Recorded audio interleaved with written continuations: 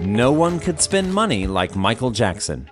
His mansion in California had a personal zoo and amusement park that cost him $5 million a year just for maintenance and staff.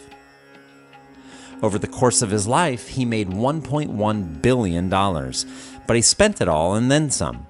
He died being hundreds of millions of dollars in debt. While Jackson was famous for burning through money, some people have been known to actually burn money. Cocaine kingpin Pablo Escobar was at one time the 7th richest man in the world and was making $420 million a week. Like Jackson, he was also a big spender, with lavish houses and his own personal zoo. The final year of his life was spent on the run from police after escaping from prison. During this time, he once burned $2 million in cash to make a fire to warm his daughter. At about the same time in the early 90s, British pop stars Bill Drummond and Jimmy Cauty of KLF also burned money. KLF was a hit band in the late 1980s and 1990s. While they couldn't hold a candle to Jackson in earning power, they made good money. After 4 years, Bill and Jimmy retired from the music business to become artists. They had £1 million left from their career as musicians.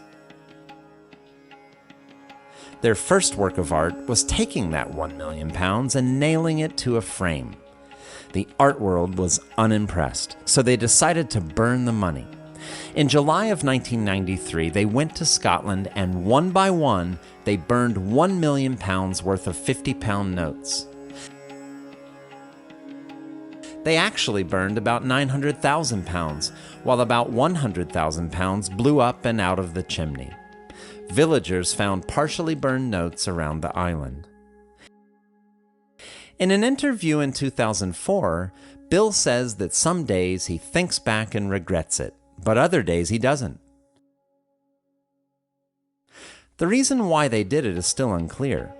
Bill says, it was more for other people to take from it whatever they wanted, whether it be they obviously didn't do it, or it's a terrible thing, or whatever. It's for other people to explore.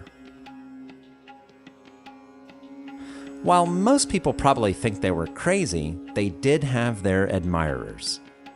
One newspaper writer said, "They may not have changed or challenged much, but they have certainly provoked thousands to question and analyze the power of money and the responsibilities of those who possess it." And what could be more artistic than that?